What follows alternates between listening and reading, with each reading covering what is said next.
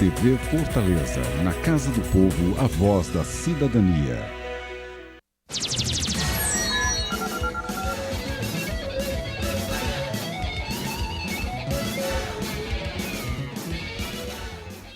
Apesar de vivermos a liberdade de imprensa, ser jornalista está cada vez mais perigoso e o Brasil é um triste protagonista nesta lamentável pauta.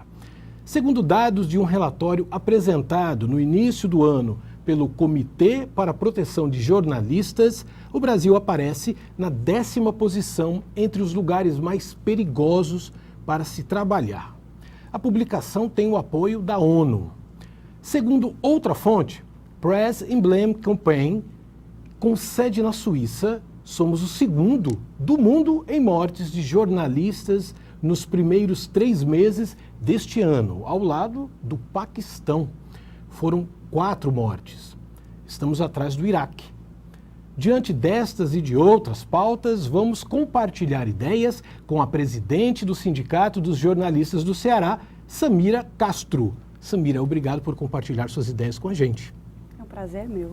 Samira, somente em fevereiro os colegas Santiago Andrade da Band, Pedro Palma, Panorama Regional, José Lacerda da Silva da TV Cabo Mossoró e Geolino Lopes Xavier, TV N3, perderam suas vidas nos dias 10, 13, 16 e 27 de fevereiro, respectivamente. Como se defender, Samira? É a grande questão. Como se defender e, como você disse muito bem, é uma grande contradição a gente viver num país democrático, num país em que a liberdade de expressão hoje em dia se diz garantida, os profissionais que atuam no jornalismo estarem convivendo com esse nível de insegurança e com as mortes crescentes. E para se defender a gente tem um mínimo de cautela, que seria a responsabilidade das empresas de comunicação e a responsabilidade do Estado na segurança dos nossos jornalistas, né? As empresas com o fornecimento dos equipamentos de proteção individual, porque cabe aqui um relato, um simples capacete tático, que custa em média R$150 no mercado, ele poderia ter salvo a vida do Santiago Andrade, repórter cinematográfico da Band, que morreu vítima de um rojão disparado supostamente por aqueles manifestantes lá no Rio de Janeiro. Então, assim, tem muito claro para o Sindicato dos Jornalistas que o fornecimento dos chamados equipamentos de proteção individual fariam e farão toda a diferença nas chamadas coberturas de risco. E o papel do Estado, que a gente sabe, é garantir a segurança de todo e qualquer cidadão, independentemente dele ser jornalista ou não, né? Então, nós vivemos 2 situações. O caso do trabalhador jornalista, que tem que ter o seu exercício profissional garantido pela empresa que ele emprega, e o caso do cidadão jornalista, que tem que ter a sua segurança garantida pelo Estado. E aí a gente tem relatos aqui no estado do Ceará de 26 episódios de agressão contra jornalistas no ano de 2013. Que tipo de agressão? E aonde? Capital, interior, como é que é isso? Esses 26 casos envolvem a capital e o interior do estado, durante todo o ano de 2013. Eles são mais que o dobro do total registrado no ano de 2012. Isso a gente faz um levantamento, chama-se Relatório Anual da Violência contra Jornalistas.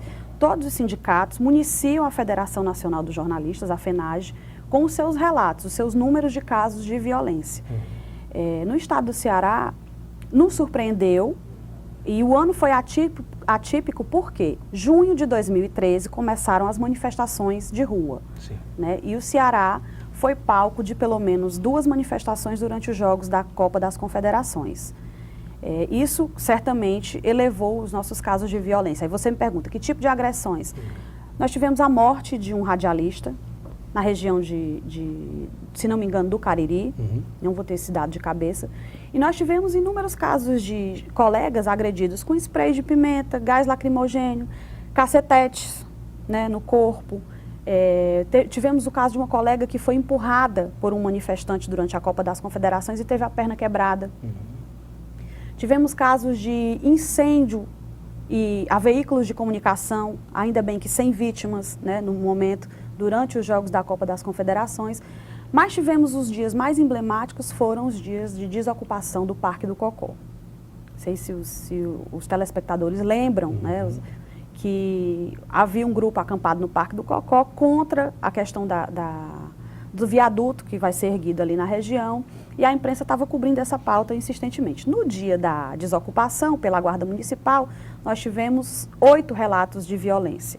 E o Estado, a polícia, né, a Guarda Municipal e os homens da Polícia do Estado sendo os principais agressores dos colegas jornalistas que cobriam a pauta. Quer dizer, também falta um trato, uma educação também por conta dos órgãos repressores do Estado.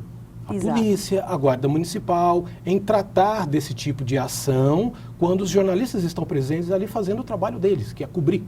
Exatamente. Por isso que a gente insiste muito na tecla do chamado protocolo de segurança. O que é um protocolo? São regras, normas, né, fáceis, altamente, como é que a gente pode dizer, operacionais, em que a polícia, o Estado, possa se guiar no nível de uma cobertura de risco. Por exemplo, hoje toda a imprensa internacional, ela já sai para uma pauta equipada com os chamados EPIs, capacete, com identificação, colete à prova de balas, o respirador facial, com a máscara para proteger os olhos também. E a polícia, entendendo que aquele é um profissional que tem o dever de levar informação à sociedade, ela tem que respeitar o trabalho desse profissional. Então, o protocolo tem que ser pactuado entre as empresas de comunicação, os sindicatos de jornalistas e o Estado. E aí o Estado brasileiro como um todo, né? Que garanta que o repórter, o jornalista, o radialista, no seu exercício profissional, não vai ser atingido. Óbvio que a gente quer também que nenhum manifestante seja atingido, porque é um poder de livre manifestação que a população está fazendo ali. A polícia tem que coibir os abusos? Sim. Né? Coibir os atos que extrapolam o direito de manifestação? Sim. Mas tem que garantir a segurança também do profissional. Até porque nós temos esse caso do Cocó, em que o profissional estava com o crachá da empresa em que ele trabalha. Ele passou pelos policiais e se identificou: eu sou jornalista, eu estou trabalhando. E ele levou uma cacetada nas costas. Olha. Né? Então, assim, como você disse, o Estado tem que garantir essa segurança. Ele é hoje o principal agressor da nossa categoria. É a polícia. Então, ele tem que pactuar esse protocolo de segurança e garantir o trabalho dos nossos colegas. Sem dúvida. Samira, você explicou que as empresas, né, em outros países, garantem a segurança através dos equipamentos, né, para o cinegrafista, o fotógrafo, o repórter, enfim, né, para os profissionais de imprensa. Nesse caso, deveria haver também alguma espécie de treinamento para a Copa. Está chegando, as manifestações estão sendo prometidas em todos os cantos, então vai haver, ou muito provavelmente deve haver esses conflitos, os repórteres vão fazer a sua função, vão cobrir. Há algum tipo de treinamento? Será que só o capacete, só o protetor facial é o suficiente? Muito bem lembrada a sua pergunta. Não. Não adianta você ter um carro blindado se você não sabe operar com o blindado. Se você vai deixar o carro destravado e o bandido vai entrar abrindo a maçaneta e te atingindo. Não adianta você dar a um profissional um equipamento de proteção se você não ensiná-lo a usar.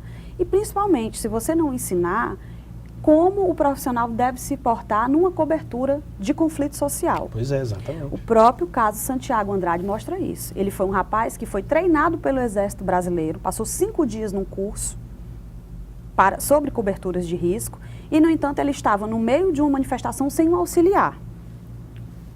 Qual é a importância do auxiliar? O auxiliar, ele vai dar uma visão em 360 graus para o repórter cinematográfico e dizer: aqui você entra, aqui não, você não vai porque você está em perigo, você está entre a polícia e os manifestantes. Então, um curso, um treinamento para os profissionais de imprensa, os profissionais de mídia, é essencial. E é isso que o sindicato também tem batido quando vai para as mesas de negociação com as empresas. Nós estamos num ano de Copa do Mundo, num ano em que as manifestações são anunciadas. Nós temos aqui em Fortaleza, vai ser sede do encontro dos BRICS, que são os países em desenvolvimento. E essas manifestações, elas estão marcadas. O sindicato teve a convite do próprio governo do Estado, do comando da polícia, o comando de operações especiais, numa reunião sobre os planos de segurança, em que nós descobrimos que a polícia vai usar o capacete balístico nível 4 nas manifestações. Tamanho grau de acirramento que a Polícia do Estado está esperando nessas manifestações. Quer dizer, os policiais vão estar teoricamente protegidos. Absolutamente dentro da ótica deles, pelo menos com o capacete, com os equipamentos deles, altamente protegidos. E nós vamos estar totalmente desprotegidos porque nós não temos esses equipamentos, né? E não temos o que você mencionou, treinamento. O repórter ele precisa estar no meio de uma manifestação e saber qual é o momento da sua rota de fuga. Saber a quem recorrer em determinado momento, né, para poder conseguir sair de um jato de gás. Quando o local, como os policiais chamam, for gasado, que é a aplicação, a primeira medida, nas primeiras medidas de barreiras de contenção de manifestantes, é que eles chamam de gasar o local, jogar o gás lacrimogêneo. E o repórter, ele tem que saber qual é a direção do vento, para não ser vítima desse gás. Ele tem que saber para que lado ele deve se postar para garantir a imagem, garantir a foto, a cobertura e ao mesmo tempo não ser atingido. Então o treinamento vem nesse sentido. Exatamente. É uma confluência de fatores que pode levar, como já levou, à morte de um profissional da imprensa. Samira, você falou das negociações, né? Quando vocês sentam à mesa com os proprietários, donos aí dos jornais, das emissoras de TV, né, que são concessões públicas, né? Eu tenho algumas informações que eu fui lá pesquisar no Sindijorce, né? O jornalista no Ceará que trabalha 6 horas recebe R$ 2.171,92 se for do impresso. Se for rádio e TV, são R$ 2.597. E se for assessor de imprensa, R$ 3.794. Como andam as negociações salariais? Esses salários estão em que pé na realidade dos profissionais? Bem, nós acabamos de fechar uma convenção coletiva de trabalho que vale para o setor de jornais e revistas, que a gente chama de setor de impressos. Este tem o menor piso da categoria hoje. Por quê? Porque eles caminhavam juntos, são 2 sindicatos patronais, o Sindicato dos Proprietários de Jornais e Revistas e o Sindicato dos Proprietários de Rádio e Televisão. Num determinado período, de 2004, se não me engano, não se conseguiu chegar a um acordo com rádio e televisão. Então, a campanha foi para o que a gente chama de dissídio. Um juiz julgou e decidiu, na época, dar 15% de reajuste para os profissionais de rádio e televisão. Né? Em compensação, ele tirou alguns direitos que estavam naquela convenção coletiva. Então, houve essa separação, essa defasagem de um profissional para outro. Isso para a gente tem gerado muito desgaste, porque, na verdade, o profissional hoje ele está no impresso, mas amanhã ele está na televisão, depois de amanhã ele está no rádio. Na web, na assessoria de imprensa. E, na verdade, a gente acabou criando uma espécie de subcategoria, que é o profissional de impresso, que hoje tem o menor piso. Né, que fique claro que foi uma decisão da Justiça. E todas as nossas campanhas últimas, a gente tem tentado a isonomia entre os pisos para garantir uma melhor qualidade de vida para os profissionais também do impresso. Salários estão defasados? Estão. Estão em todo o Brasil. Né? Imagine uma categoria de nível superior que ganha quase, não chega a 3 salários mínimos. Né? Hoje em dia não chega a 3 salários mínimos, o nosso piso de impresso. Verdade. A gente está compartilhando ideias com Samira Castro, que é a presidente do Sindijorce, e nós voltamos daqui a pouquinho.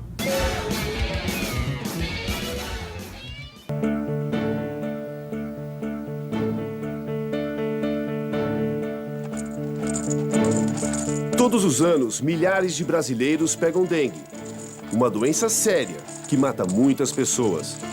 Mortes que poderiam ser evitadas com ações simples. Dengue. Se você agir, podemos evitar. Cuide da sua casa. Fale com seus vizinhos. Converse com a prefeitura. Ministério da Saúde. Brasil. Um país de todos. Voltamos compartilhando ideias com a presidente do Sindijorce, Samira Castro. Samira, sentar à mesa para negociar salários, direitos trabalhistas. Claro que isso é muito complicado, mas quem é o mais difícil a negociar? São os impressos, TV, quem é? São, sem dúvida, os eletrônicos, que a gente chama eletrônicos, rádio e TV. Por quê? Porque o presidente do sindicato patronal, ele não senta à mesa na Superintendência Regional do Trabalho e Emprego para negociar com os trabalhadores. Eles pagam um preposto patronal, um escritório especializado para negociar. Então, assim, você não tem interlocução. O básico de uma negociação é você sentar e ouvir o outro lado. É a regra número 1, é você sentar e ouvir. O sindicato tem uma tradição de fazer pautas de campanha salarial enxutas, objetivas e em consonância com os direitos que são conquistados pela maioria dos trabalhadores. Né? Nossas datas bases são setembro para o impresso e janeiro para o eletrônico. Então, a gente colhe as informações da assessoria econômica, que é o DIEESE, nos orienta, nos embasa, e a gente apresenta isso na mesa de negociação. O patronato de rádio e TV, através do seu preposto, simplesmente fecha os ouvidos ao diálogo, né, à escuta principal da pauta. Então, o fato de você não ter um representante das empresas dentro da negociação já dificulta muito. Samira, mas isso só acontece no Ceará? Não, não é uma exclusividade do estado do Ceará. Notadamente, vários sindicatos no Brasil inteiro têm essa dificuldade de negociar com os patrões diretamente. Primeiro, há uma questão que é a centralização dos veículos de comunicação em poucas famílias. E aí o sistema muito, que a gente chama verticalizado, por exemplo, a Globo e suas afiliadas. Né? O poder de decisão da Globo é no Rio de Janeiro. E nem tudo que a Globo determina, consegue se negociar com a Globo, vale para as suas afiliadas. E isso é bastante complicado. Algumas exceções a gente encontra no segmento de rádio e televisão no sul do país, onde os grandes conglomerados, onde o Grupo RBS, por exemplo, senta à mesa para negociar com os sindicatos de jornalistas lá do estado do Rio Grande do Sul. Mas, objetivamente, respondendo à sua pergunta, não é uma questão exclusiva do estado do Ceará. Vida complicada do sindicato. Samira, mesmo com todos esses problemas, nós começamos o Compartilhando Ideias falando de problemas, de desafios para a nossa profissão. E mesmo assim, será que a profissão do jornalista ainda tem aquela áurea de charme, enfim, de magia? Como é que você vê isso a partir dos universitários? Por que eles ainda continuam escolhendo a profissão de jornalismo? Ainda há um glamour muito grande que cerca a nossa profissão, né? Isso é um fato. As pessoas hoje, os jovens hoje, buscam o jornalismo não pela sua função social, porque o jornalista, ele tem uma função a desempenhar na sociedade. É levar informação, é garantir a pluralidade de ideias e de opiniões na sociedade.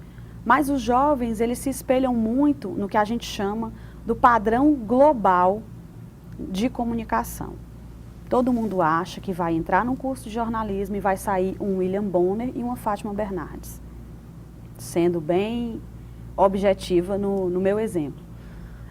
Acham que vão ganhar multissalários, salários milionários, e esquecem que é uma profissão como outra qualquer, que é um trabalhador assalariado, como outro qualquer, e que tem uma função primordial na sociedade: garantir e reforçar a democracia através da informação. Então devem ter muitos jornalistas formados desiludidos por aí. Muitos. Desiludidos e doentes, porque a nossa profissão ultimamente tem um nível de adoecimento muito grande, que é a questão da frustração de você não encontrar no mercado de trabalho a expectativa que você tinha quando ingressou dentro de um curso de comunicação ou de jornalismo. É verdade.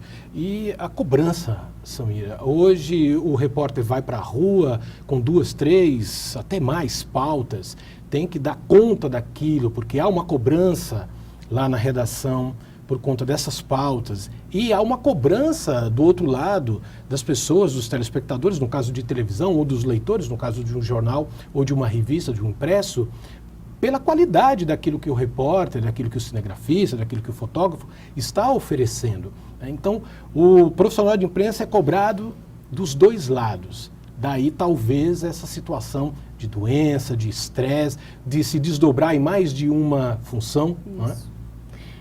Hoje, para acompanhar o nível salarial de outras categorias de nível superior, o jornalista precisa ter 2, 3 empregos.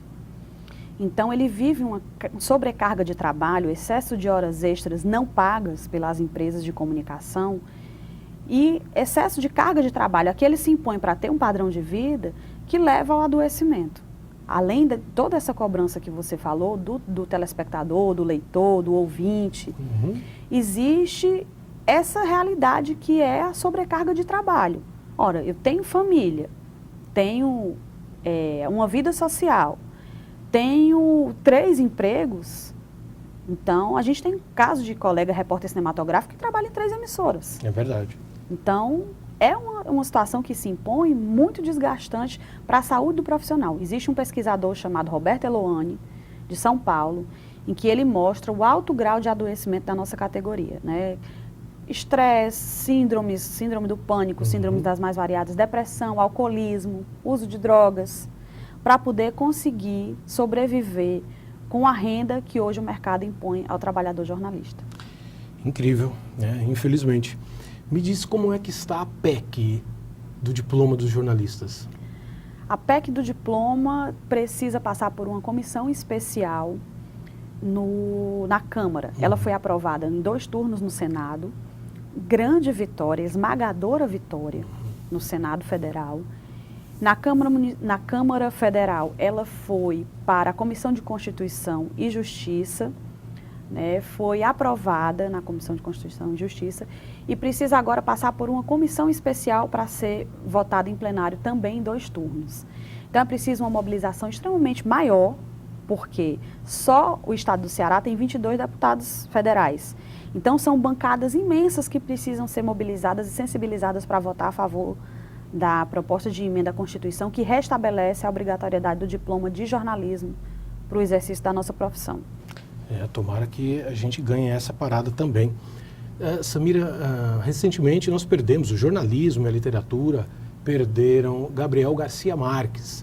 Você é uma repórter de impresso, premiada, e o Gabriel Garcia Marques também é conhecido por fazer uma ponte entre a literatura e o jornalismo. Nós, na faculdade de jornalismo, nós lemos muito Gabriel Garcia Marques, nessa ligação que há entre o jornalismo e a literatura, segundo ele. Você também acredita que há uma ligação entre jornalismo e literatura? Eu acredito no jornalismo como função social, né? Literatura sempre vai ter espaço para um jornalismo em nível literário, a partir do momento em que a gente encara o jornalismo como contar uma boa história, né? Uma história que tenha começo, meio e fim, que sensibilize a sociedade, que informe a sociedade principalmente. Então, eu acredito numa ponte, não que o jornalismo seja um modelo de literatura, mas que quando a gente procura humanizar o nosso trabalho, certamente a gente conquista mais adeptos e se aproxima mais da literatura enquanto gênero literário. Por que você escolheu jornalismo? Eu escolhi jornalismo porque eu gosto de escrever. Porque eu sempre gostei de escrever e sempre tive muita curiosidade sobre o que me cerca. Eu digo isso muito para os meus filhos, eu tenho 3 filhos, né? Um bebê de 11 meses. E eu digo muito que a gente precisa estudar, não estudar para decorar, não estudar para dar uma satisfação à sociedade, a gente precisa estudar para satisfazer a nossa curiosidade interna. Pelo próprio prazer, né? Quanto mais a gente conhece o mundo em que a gente vive, mais a gente tenta se ajustar a ele e desempenhar o nosso papel aqui na sociedade. Então, assim, a minha paixão pelo jornalismo veio de gostar de ler e gostar de escrever. Muito bem. Me diga uma coisa, como é que está a formação da próxima geração de jornalistas? Vem uma grande safra de jornalistas, de jovens jornalistas, agora a partir dos novos currículos, né? Houve uma reforma nos currículos dos cursos de comunicação. Jornalismo passa a ser entendido agora como uma ciência, né? O que é muito importante. Não uma ciência que morre nela mesma, mas com toda a sua interdisciplinaridade. E com currículos mais ajustados em relação à questão da teoria e da prática. Não adianta um jovem querer se lançar muito no mercado cedo em busca da prática. Ele tem que aproveitar o tempo que ele tem na faculdade para conseguir fazer bem o seu estudo, se formar, se preparar bem, com bastante leitura, para conseguir entrar no mercado com um diferencial. Então, eu acredito que a partir das novas diretrizes curriculares do jornalismo que foram promulgadas agora, foram implantadas pelo MEC agora, vem uma nova safra com cursos melhores. Óbvio que o MEC também tem que fiscalizar aqueles cursos que são abertos quase que diariamente, que não dão nenhuma estrutura para os seus estudantes, que a gente sabe que existem. Sim. Né? Cursos que estão aí apenas para arrecadar. Né? Então, o estudante precisa ficar de olho na avaliação do seu curso e cobrar também os seus coordenadores, os responsáveis pelos cursos, que implantem bibliotecas, que implantem laboratórios e que implantem disciplinas que façam o jornalista, o futuro jornalista, pensar. Jornalismo não é só técnica. Jornalismo é uma compreensão de mundo, que vai além de você saber fazer um lead. Muito bem. Samira, muito obrigado por compartilhar as ideias conosco aqui no Compartilhando Ideias. Eu que agradeço. Obrigada pela oportunidade. Dizem que ofendo as pessoas. É um erro. Trato as pessoas como adultas, critico-as. É tão incomum isso na nossa imprensa que as pessoas acham que é ofensa. Crítica não é raiva, é crítica. Às vezes é estúpida. O leitor que julgue. Acho que quem ofende os outros é o jornalismo em cima do muro, que não quer contestar coisa alguma. Meu tom, às vezes, é sarcástico. Pode ser desagradável, mas insisto, uma forma de respeito, ou até, se quiserem, a irritação do amante rejeitado. Continue compartilhando ideias, boas ideias, e até o próximo programa.